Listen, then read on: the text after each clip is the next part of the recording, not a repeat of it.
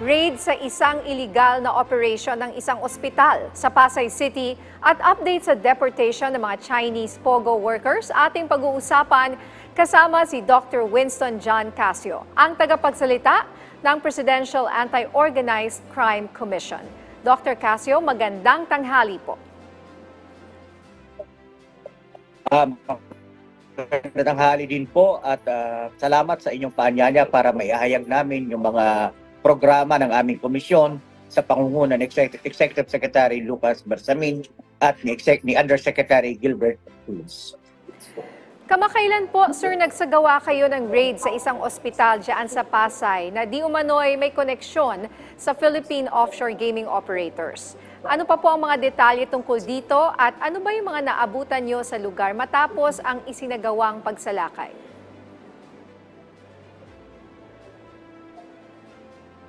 Opo, 2 nights ago, meron po kaming sinalakay na isang ospital na walang lisensya dyan po sa Habis of Asia sa may Macapagal Avenue.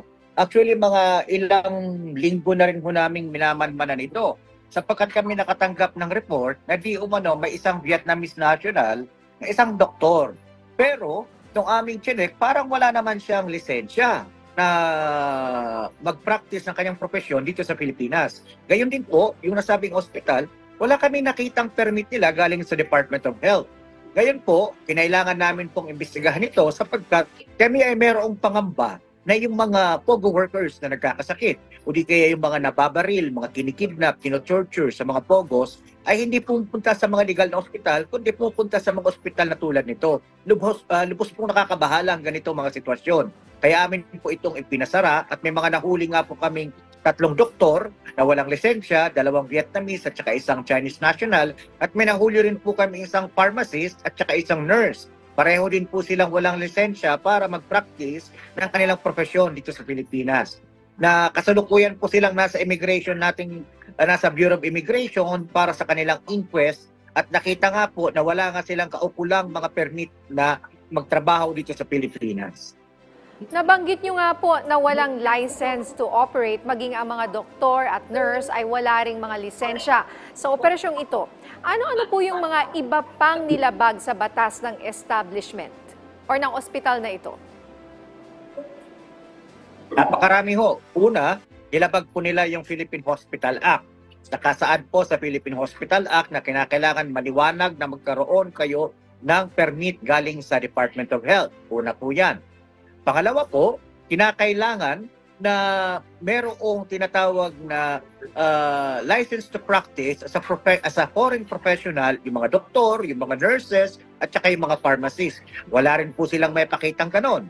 Pangatlo, ayon sa panuntunan ng Philippine Pharmacy Act, kinakailangan meron ding lisensya yung kanilang pagpe-prescribe at saka yung kanilang tinatawag na dispense ng mga gamot. Wala rin po silang may pakita. At ang pang-apat po, yung kanilang mga work visa ay hindi para doon sa ospital.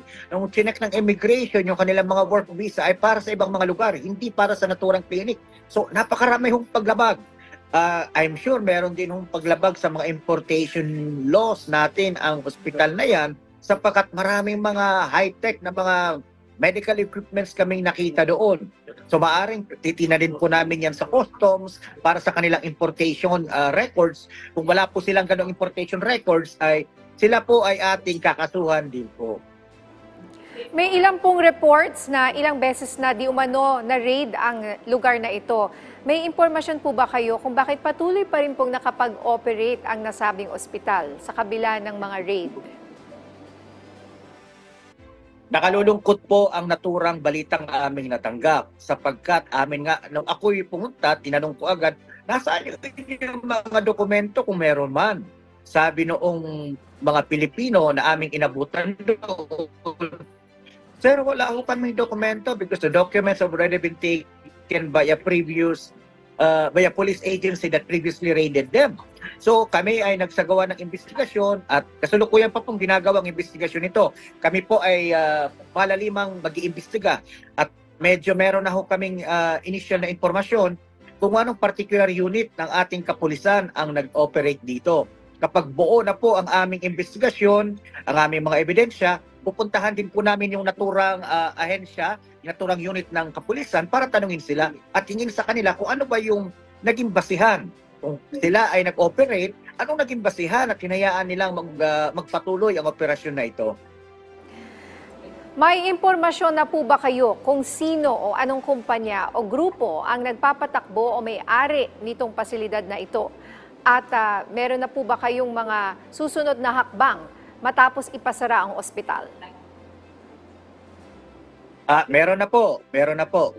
Sa kasalukuyan po, ang aming legal officer ay nakikipag-meeting na po sa Department of Justice para sa pagsampa ng kaukulan pang demandang kriminal laban doon sa mga nahuling mga doktor, pharmacists at saka nurses.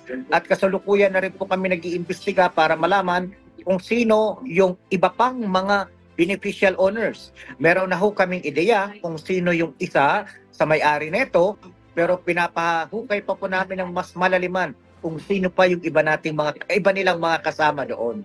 So marami ho tayong kasong isasampa dito para tuluyan na pong maipasara ang ospital na ito. By the way, this is not the only fake hospitals we have on our radar. Meron pa ho kami ilang mga hospital na minamanmanan sapagkat yun nga po ang pangamba na inihayag ng aming Executive Director na si Undersecretary Gilbert Cruz. Sabi nga po niya, ang nakakatakot dito ay meron kaming mga impormasyon ng tatanggap na merong mga POGO workers na natutorture, mga kahit nga yung mga nakikita natin mga barilan at saksakan ng mga foreign nationals dito dinadala sa mga ospital na katulad nito. Tanong bakit? Sapagkat hindi na ho sila hihingi sa inyo ng maraming documentation or identification. Hindi katulad sa Philippine hospitals na legal, talagang bubusisiin nila kung sino po kayo. Kaya lubos pong nakakabahala mga ganitong klaseng Peking hospital. Ito pong Peking Hospital, baka may iba pang mga branch, no, sir? Meron po ba kayong impormasyon na baka sila konektado o baka iisa lang yung kumpanyang may-ari ng iba pang mga ganitong pasilidad?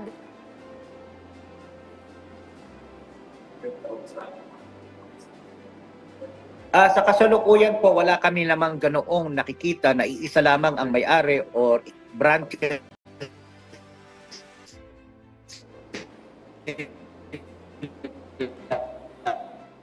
ng parehong kumpanya sa ngayon ang ospital. At yun nga po, iniimbestigahan na po ng ating mga kasamahan at iniimbestigahan din po atin para masawata na itong problemang ganito. Alright, sir? Dr. Winston? Nandiyan pa po ba kayo? Hello, ma'am. Okay. Hello, ma'am. Meron pong medyo choppy po. Yes, ma'am. Nandito pa po ako. Sorry. Napuputol-putol po. So, try ko po itanong itong susunod na tanong at sana ay mas maayos na po yung ating connection, no? Ano po ang update sa deportation ng mga nahuling Chinese POGO employees? Ilan po sa kabuuan ang inyong napabalik na sa kanilang bansa? Okay. Una, maliwanag po ba ang aking koneksyon? Yes, sir. You can go ahead. Okay. Sa kasalukuyan po, ang inyong abang lingkod kasama ang aming direktor ay nandito po sa Shanghai, China po ngayon. Sapagkat kahapon, kami ay nag-deport ng 167 na mga Chinese nationals. Ito po yung pangatlong deportation coming from Bamban. Yung naunang deportation po ay nag-deport tayo ng 14 na mga Malaysians at pangalawa ay yung 52 na mga Vietnamese. May mga natitira pa pong 56 na mga foreign nationals na nandoon pa po sa ating detention facility. At before the end of this month, lahat po sila ay madideport na po. Ngayon, yung unang numero po kasi na ibinigay doon sa media ay mali sapagkat doon sa unang report ay mayroong 400 plus na mga foreign nationals. Mali po yun sapagkat nagkaroon pala ng double counting. Kaya yung unang report ay mayroong 400 plus. Sa katotohanan po ay mayroon lamang 281 na mga foreign nationals na nasawat na nakuha natin doon sa Sunwan sa Bamban, Tarlac. So lahat po yan ay ating i-deport maliban na lamang doon sa mga foreign nationals na kakasuhan po at nakasuhan natin criminally. Sa inyo pong malalim na investigasyon ay napatunayan na din po na halos lahat ng inyong napapadeport ay sangkot sa iba't ibang scam operations. Ano po ang inyong mga hakbang upang matapos na at maiwasang makapasok na po ang mga ito dito sa ating bansa? Ma'am, sa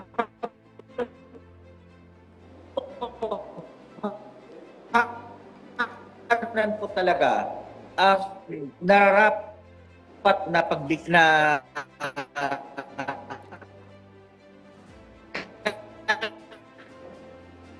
question is best addressed to maging sa Bureau of Immigration.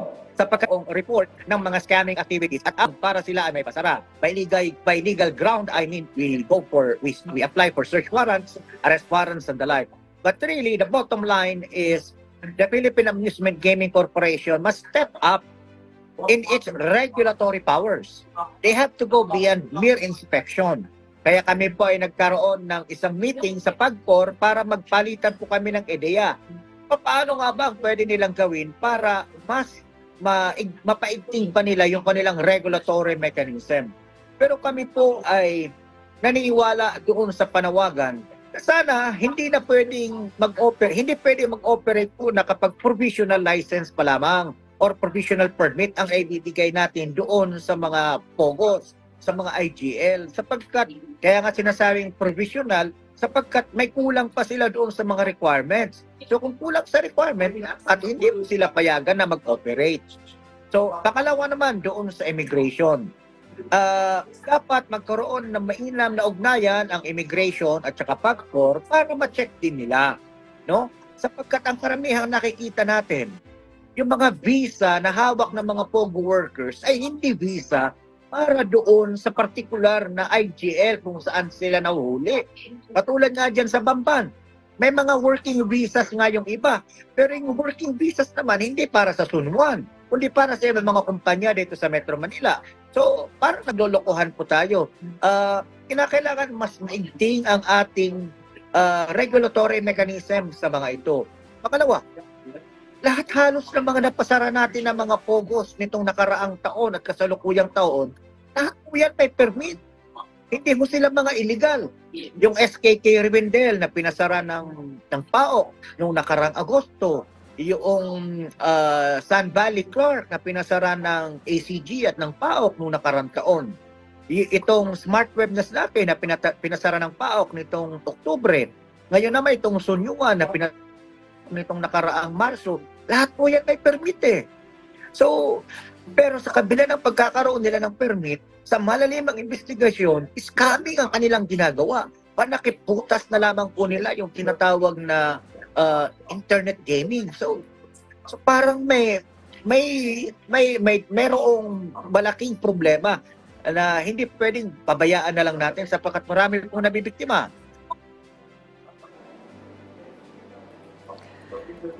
Alright.